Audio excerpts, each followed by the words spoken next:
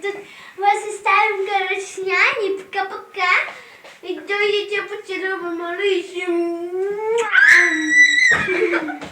Дайте мой малышик поцелуй.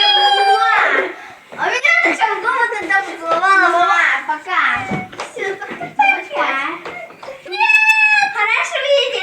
Ну ладно, погоди, Дэн. Мамки дома, да? О-о. Здрасте. Здрасте. Здрасте. Идите спать, деточки. Так еще же 5 вечера. Окей. 7 часов утра. Вставать! Ну все уже, мы хотим спать. Чего? Вставать! Большой вес! Я же хочу спать. Жрать! Жрать! Я сказала жрать! Жрать! Сначала зубы чистить. Идем за столом. Готово.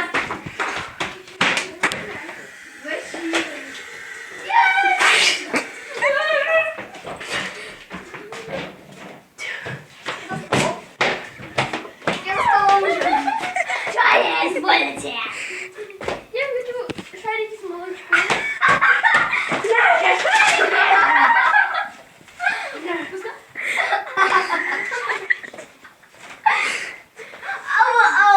Малыша покормить. Что у вас есть ребенок? Сейчас, подождите, Вова! Нездорово!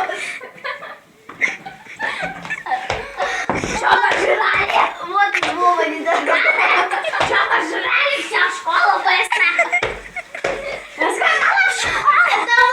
Вот Вова нездорово. Теперь тихо. Вот, сказала в школу. Потише. В школу. Меня оставили дома. В школу.